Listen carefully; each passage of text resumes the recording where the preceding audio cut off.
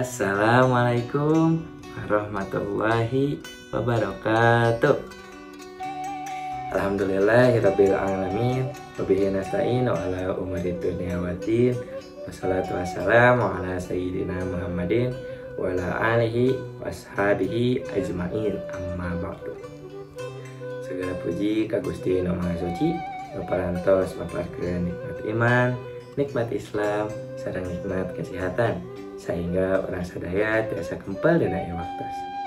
Kalian kenging rahmat sareng hidayahna, salawat sareng salam mugia dilimpahkeun ka junjungan orang Nabi Muhammad sallallahu alaihi wasallam, ka keluargana, ka para sahabatna, sareng ka urang sadaya salaku umatna dugi ka akhir zaman.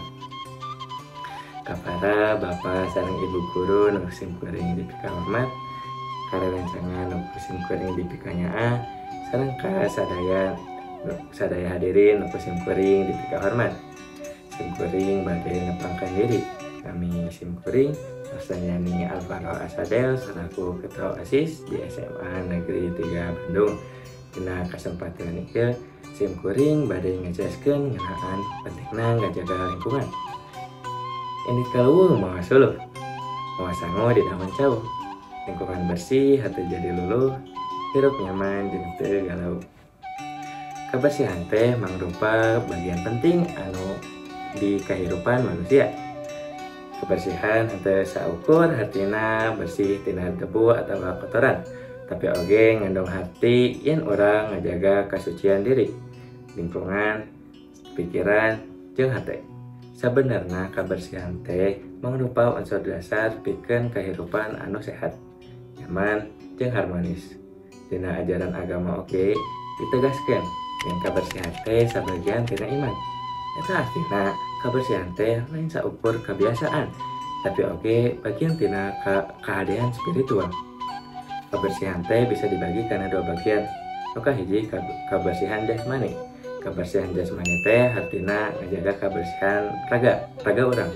Contohna mandi unggal poe, nyikat henteu isuk yang penting, bebersih kuku, ngagem baju, bebersih serta ngajaga kebersihan lingkungan sapopoe seperti kamar, sekolah, sareng tempat umum. Namutkeun data ti Dinas Kesehatan, penyakit seperti diare, infeksi saluran pernapasan atau ISPA, serta penyakit kulit lolobana disebabkan ku kurangna kebersihan jasmani jeung lingkungan. Kedua aya kebersihan rohani. Kebersihan rohani leuwih jero jeung leuwih halus. Ieu kebersihan nu patali jeung hate jeung patali jeung pikiran. Urang disebut mibanda kebersihan rohani lamun hate urang bersih tina dengki, sirik, ambek-ambekan, bohong, jeung niat goreng ka sasama. Kebersihan rohani oge bisa ningkatkeun kehadiran sosial, sebab jalma nu bersih hati batinna biasana nyebarkeun kehadiran ka sabeudeureunnana.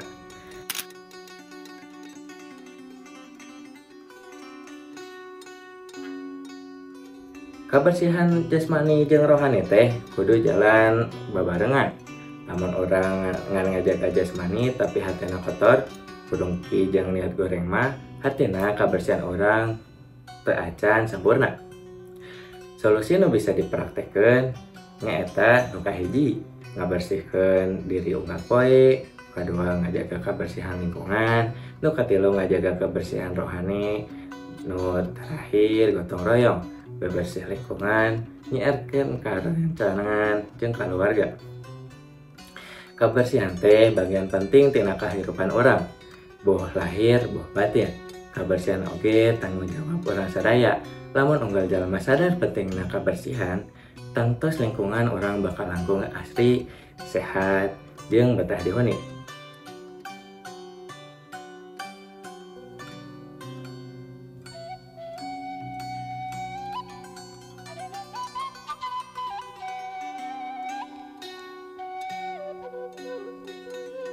Hayu urang sadaya ngamimitian ayeuna oge pikeun ngajaga kebersihan jasmani jeung rohani. Kupituna hayu urang babarengan ngajaga kebersihan diri, kelas, sekolah, jeung lingkungan sabudeureun. Mimiti ti diri sorangan, ti haletik, ti ayeuna keneh. Hatur nuhun kasadayana nu parantos ngadangukeun abdi kalawan sumenget. Mung sakitu wae wawaran ti sim kuring, pilih aya carita nu teu ngeunah didangu, pilih aya cariosan nu teu meunah tina manah, nada dihapunten da sadaya kasayan datangna ti Gusti Allah. Ti kasalahan eta datangna ti sim kuring pribadi. Sakali deui nyuhunkeun dihapunten. Wassalamualaikum warahmatullahi wabarakatuh.